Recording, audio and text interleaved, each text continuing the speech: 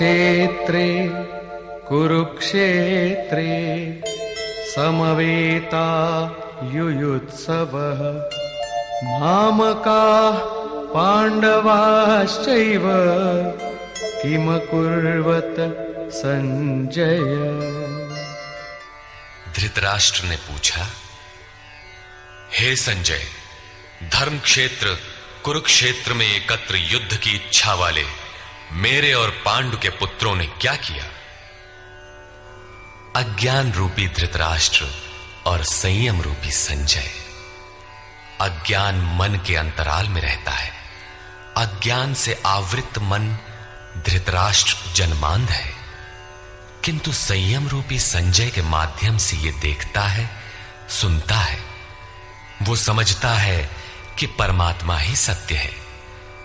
फिर भी जब तक इससे उत्पन्न मोह रूपी दुर्योधन जीवित है, इसकी दृष्टि सदैव कौरवों पर रहती है, विकारों पर ही रहती है। धर्म एक क्षेत्र है।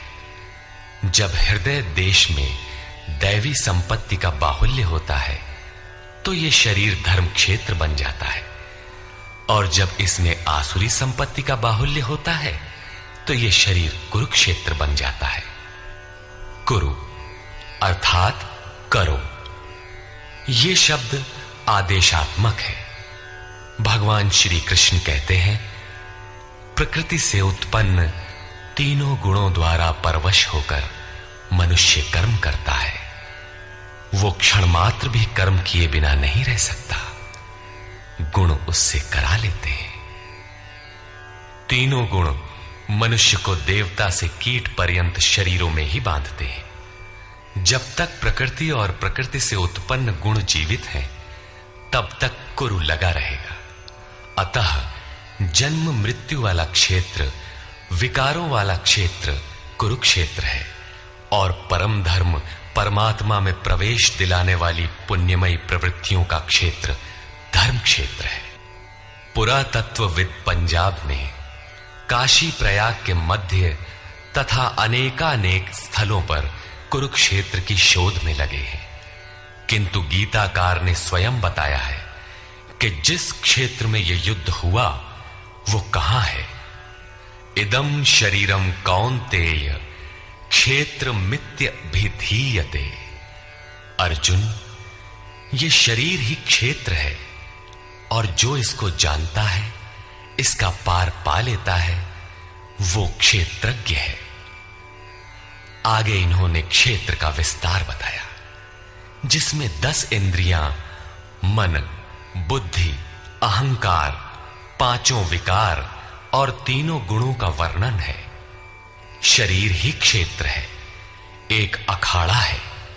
इसमें लड़ने वाली प्रवृत्तियां 2 हैं, दैवी संपद और आसुरी संपद। पांडु की संतान और धृतराष्ट्र की संतान सजातीय और विजातीय प्रवृत्तियां। अनुभवी महापुरुष की शरण जाने पर इन दोनों प्रवृत्तियों में संघर्ष का सूत्रपात होता है। यह क्षेत्र क्षेत्रज्ञ का संघर्ष है, और यही वास्तविक युद्ध है। विश्व युद्धों से इतिहास भरा पड़ा है, किंतु उनमें जीतने वालों को भी शाश्वत विजय नहीं मिलती। ये तो आपसी बदले हैं। प्रकृति का सर्वथा शमन करके प्रकृति से परे की सत्ता का दिग्दर्शन करना और उसमें प्रवेश पाना ही वास्तविक विजय है। यही एक ऐसी विजय है जिसके पीछे हार नहीं है। यही मुक्ति है जिसके पीछे जन्म मृत्यु का बंधन नहीं है। इस प्रकार अज्ञान से आच्छादित प्रत्येक मन संयम के द्वारा जानता है कि क्षेत्र क्षेत्रज्ञ के युद्ध में क्या हुआ। अब जैसा जिसके संयम का उत्थान है, वैसे वैसे उसे दृष्टि आती जाएगी। संजय उवाच। दृष्ट्वा तु पाण्डवानीकम् व्यूढम् दुर्योधनस्तदा आचार्यमुपसंगम्य राजा वचनमब्रवीत्। उस समय राजा दुर्योधन ने व्यूह रचना युक्त पांडवों की सेना को देखकर द्रोणाचार्य के पास जाकर ये वचन कहा। द्वैत के आचरण ही द्रोणाचार्य हैं। जब जानकारी हो जाती है कि हम परमात्मा से अलग हो गए हैं, वहां उसकी प्राप्ति के लिए तड़प पैदा हो जाती है। तभी हम गुरु की तलाश में निकलते हैं। दोनों प्रवृत्तियों के बीच यही प्राथमिक गुरु है। यद्यपि बाद के सद्गुरु योगेश्वर श्री कृष्ण होंगे, जो योग की स्थिति वाले होंगे। राजा दुर्योधन आचार्य के पास जाता है। मोह रूपी दुर्योधन। मोह संपूर्ण व्याधियों का मूल है। राजा है। दुर्योधन दुर अर्थात दूषित, योधन अर्थात वह धन। आत्मिक संपत्ति ही स्थिर संपत्ति है। उसमें जो दोष उत्पन्न करता है वो है मोह। ये प्रकृति की ओर खींचता है और वास्तविक जानकारी के लिए प्रेरणा भी प्रदान करता है। मोह है तभी तक पूछने का प्रश्न भी है, अन्यथा सभी पूर्ण ही हैं।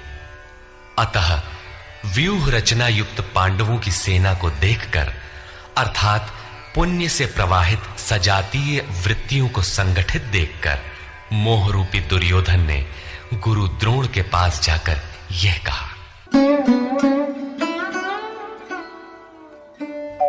पश्यैतां पांडुपुत्राणां आचार्य महतीं चमू व्यूढ़ां द्रुपदपुत्रेण तव शिष्येण धीमता। हे आचार्य, आपके बुद्धिमान शिष्य द्रुपद पुत्र धृष्टद्युम्न द्वारा व्यूहाकार खड़ी की हुई पांडु पुत्रों की इस भारी सेना को देखिए। शाश्वत अचल पद में आस्था रखने वाला दृढ़ मन ही धृष्टद्युम्न है। यही पुण्यमयी प्रवृत्तियों का नायक है। साधन कठिन न मन कर टेका। साधन कठिन नहीं, मन की दृढ़ता कठिन होनी चाहिए। अब देखें सेना का विस्तार। अत्र शूरा महेश्वासा भीमार्जुन समायुधि युयुधानो विराटश्च द्रुपदश्च महारथः।